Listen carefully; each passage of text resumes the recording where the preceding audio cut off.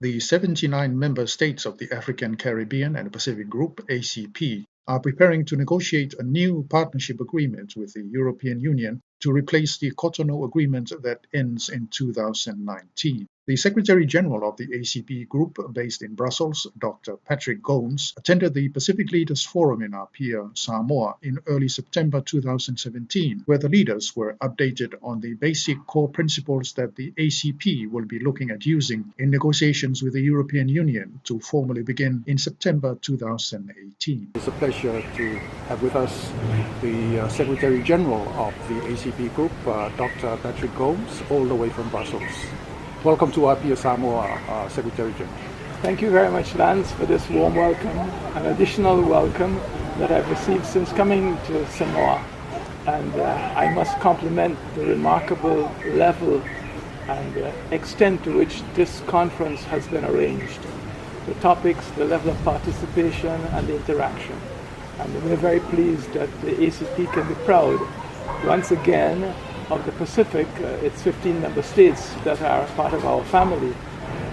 We're happy too that I've had an opportunity to make interventions on 2 occasions. I just came out of that partners dialogue, which was dealt with maritime domain awareness. And as you know, we are taking it very seriously as the question of ocean governance and the question of the ocean, seas, marine resources. One of the Sustainable Development Goals for us, our island states will have to play a significant role in looking at the policy, but ensuring the benefits that come from how that development takes place. We'll be coming into some detail into what has been discussed, Doctor, in the conference, but I suppose for us in the ACP countries and for the Pacific, Caribbean, Africa as well, one of the major issues is climate change. But I guess having been in Brussels and then coming to see the countries gives you a better appreciation of the issues and the problems facing these countries. Most certainly, to be at first hand within the region and within the countries. I've just spent some time in the Caribbean, and while in the Caribbean, I was able to meet with President Granger of Guyana, and we discussed the bioenergy issue, looking at how we can find reducing our dependence on fossil fuels, but also the way in which we can see a link with what is happening in the other parts of the ACP member states, particularly relating to an eco perspective, looking at the environment, the fauna and flora that we have, and we want to preserve that. So I think we are going to build this very strong link with what is an IWACRAMA, a forestry conservation and development entity that was set up with the Commonwealth and the World Bank. And now we're going to try to expand that to link it with Papua New Guinea, for instance, and maybe one of the West African countries. Now coming to the 48th Forum Leaders meeting here in Apia, which of course you just came out of one of the sessions. Can we look at some of the issues that, what have you been updating the leaders, especially on the way that the agreement, Cotonou, is coming to an end in 2019, and then we're looking at a new agreement with the European Union? The updating on the process for post-Cotonou agreement and negotiations was specifically addressed in a consultation, an informal consultation yesterday with the European Union, and I was present there. And we were able to provide an update that indicates the basic or core principles by which the ACP will be looking at the negotiations. A year from today, the negotiations will formally begin. But prior to that, we have already articulated certain aspects. And fundamentally, there are 3 or 4 principles that we see as bedrock and as essential. And one of which is that we will be negotiating as a single unified entity, as an intergovernmental, transcontinental ACP group. It is at that group that will engage the European Union in how we go forward. So all 79 countries will be speaking with one voice. We will have a common ACP position. That's the first thing. And therefore we'll be looking at concluding in terms of a single undertaking.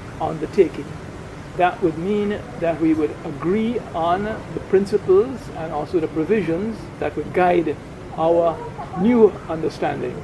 And we were pleased that the European Commission and the representative there understood we are looking now to build on what we call the acquis. what we have achieved in the 42 years that this partnership has existed, but that has to be modernized, it has to be renewed. For instance, some areas in which we speak about co-management of the European Development Fund, they have not functioned as well as we would like because too much of the planning isn't joint, and the co-management must really observe mutual accountability, but also it must take account less rigid approach to matters, because I was learned with great regret that there is still some difficulty in accessing the 11th EDF. And here it is on the side of the Commission speaking of a midterm review, but how are we able to review in midterm what has not been able to be implemented? And the regional indicative program that is still at a standstill needs to be overcome. So where there are constraints and what are aspects that are quite cumbersome, we intend to look at these very thoroughly. For that reason, we have begun a review, for instance, of the Cotonou Agreement, looking at it in its clauses. But prior to that will be a revision of the Georgetown Agreement, which is our constitutive act, the basis on which we came together in 1975. That needs to be modernized. Its preamble has to point to significant developments that have taken place globally. And in the recognition of those changes that have taken place, we put great emphasis on the international dimension and the way in which the ACP will be a more effective global player. We will be a global player, of course, in collaboration with our partnership with the European Union, as was able to be demonstrated in the Paris Agreement on climate change. But in the WTO, and that is why our preparations also for trade and looking at the WTO ensure that there's special and differential treatment. Now we therefore will be negotiating on 3 strategic pillars. In the established and the current agreement, we speak of trade, development cooperation, which is understood very much as official development assistance. We're moving from that, and political dialogue. Trade for us will have to be expanded to look at investment and services. That is where our economies are being driven now and will be driven in the future. And linked with that must be industrialization. We've long passed the stage where we can afford to have our primary commodities, access to our primary resources in the raw state. We are therefore looking at industrialization for value addition and entry into the global value chains. So the recasting and reinterpretation and restructuring of how trade is to be understood will be very important, and that will be a strategic pillar in our discussions. Secondly, when we come to look at development cooperation, it is not development assistance as ODA. Yes, the commitment that has to be made as developed countries to 0.7% of their gross national income must still be on the table, and we encourage them to make every effort to fulfill that. But we're not looking for aid in terms of dependency as a handout. We therefore have redefined the development cooperation pillar to look at development cooperation in terms of technology, science, and innovation. Why we must be able to access how we enhance our capacity to add value to our resources. And that means certainly bringing in higher education, research, innovation. Thirdly, our political dialogue has to be on a basis and principles that are much more mutual respect for each other.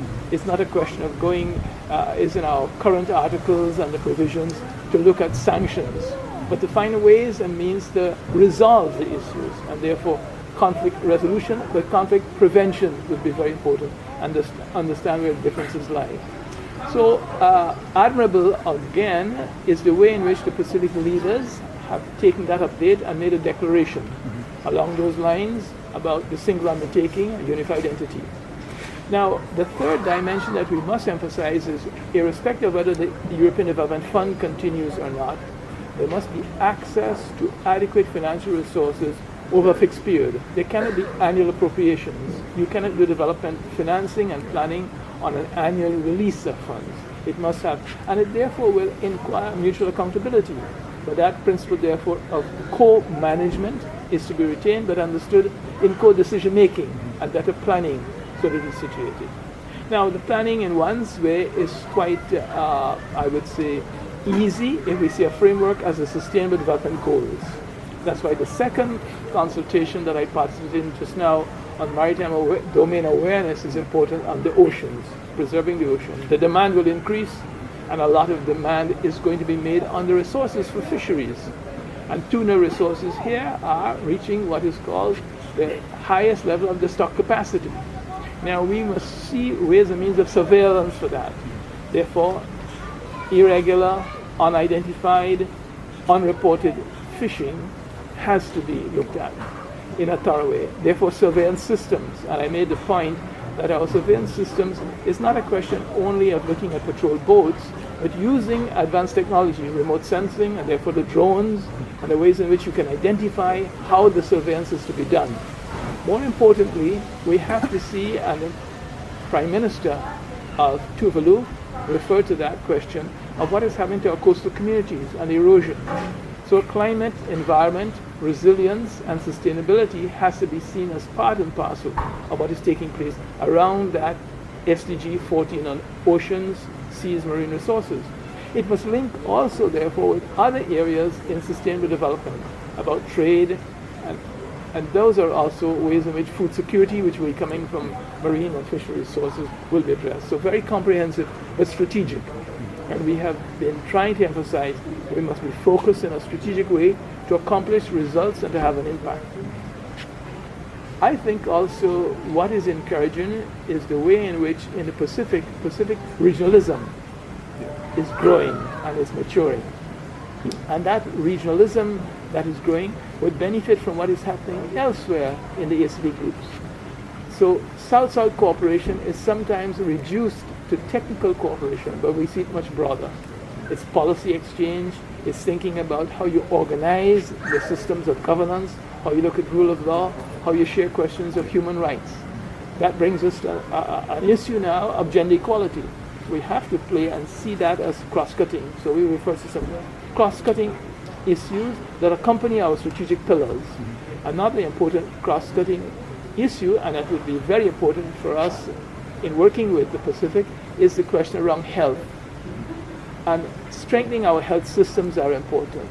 We have non-communicable disease that are affecting us in terms of how our health and food, nutrition, and our diet is therefore utilized, and therefore a comprehensive way is going to be done to address that. Similarly, we have questions of the Zika virus, what is happening, all of those areas that have institutions such as the Caribbean Regional Public Health Authority doing good work in terms of how they have been able to address the problem should be shared.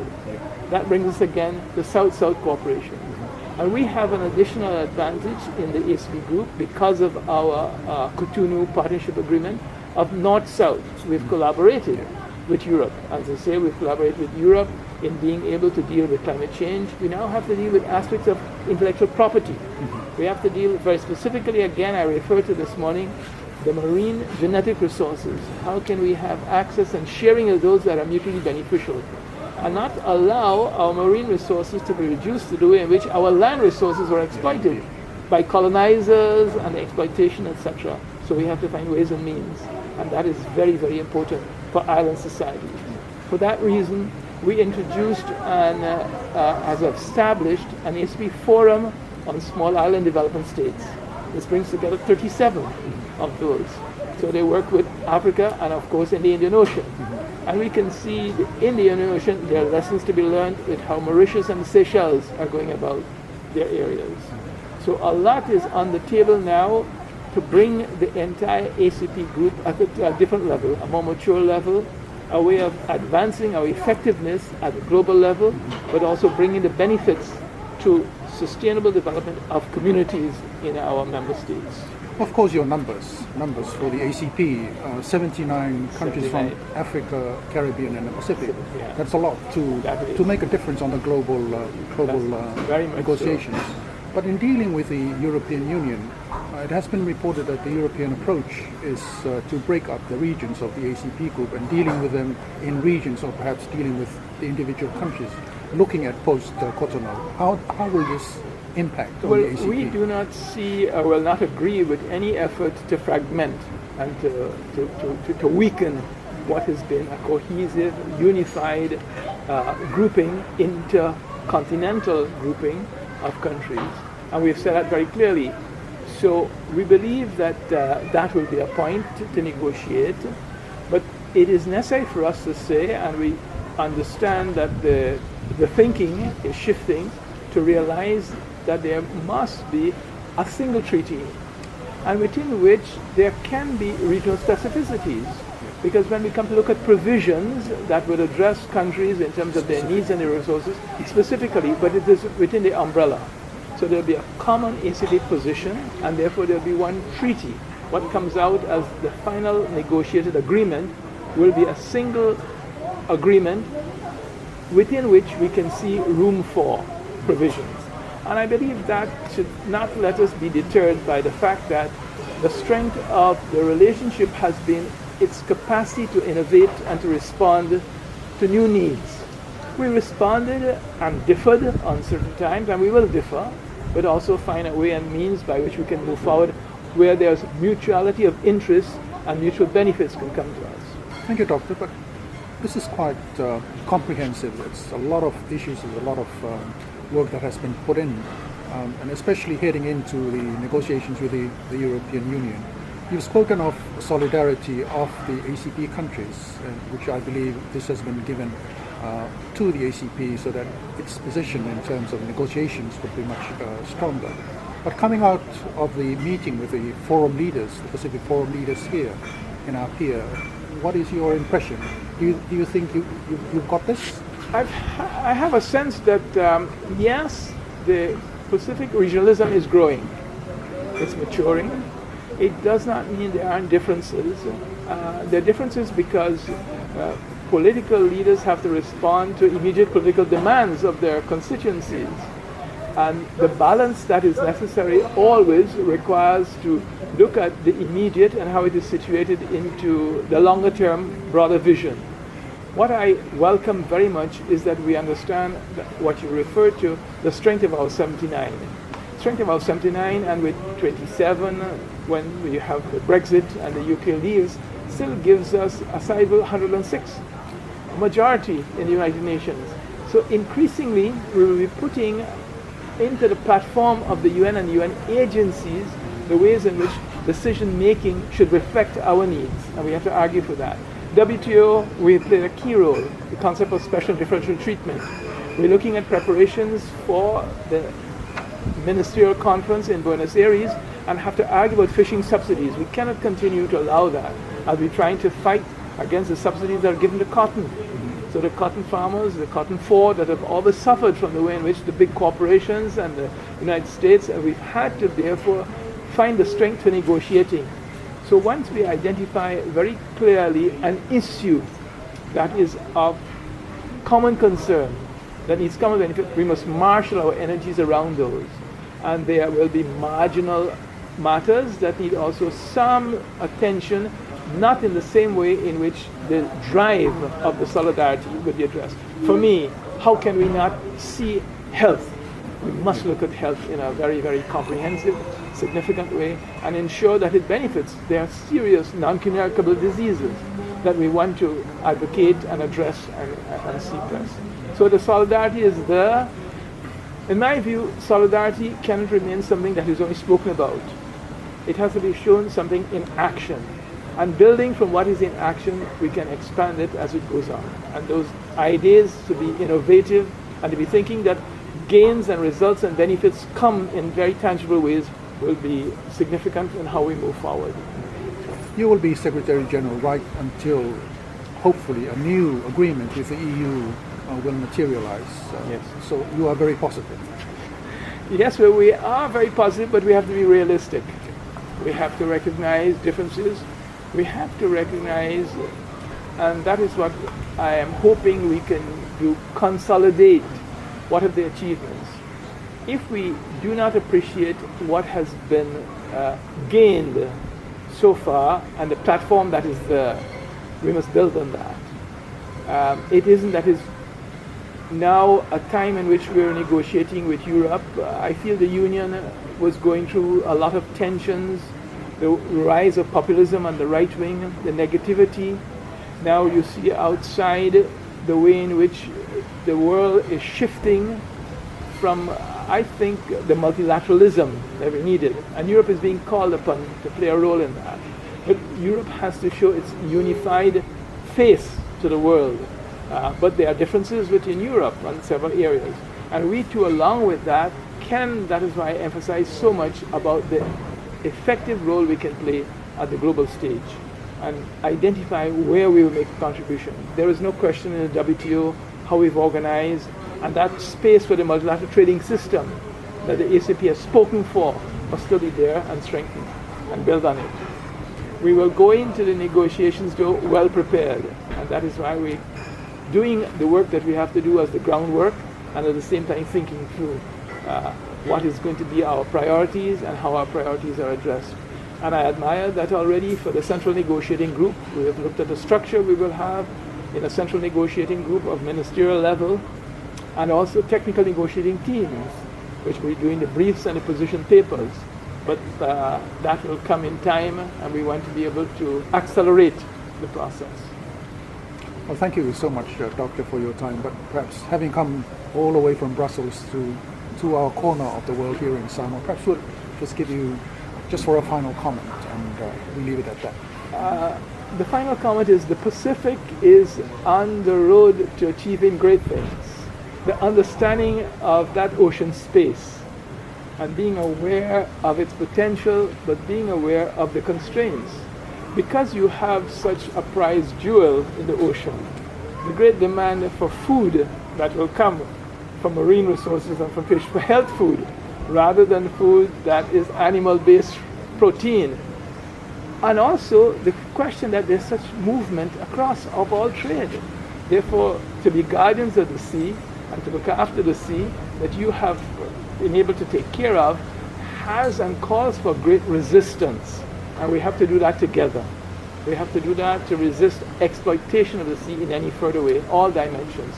Human trafficking, the movement of drugs that is across the sea and what is happening, we have to look. So to the Pacific, we look for great leadership, and also we will be anxious to be providing the support and the insights and the experience that can be added. Thank you so much, Doctor. I've been talking here with the Secretary General of the African, Caribbean, Pacific Group based in Brussels, Dr. Patrick Gomes, who's been attending the 48th Pacific Forum Leaders here in Apia that is ending tomorrow, the 9th of September 2017.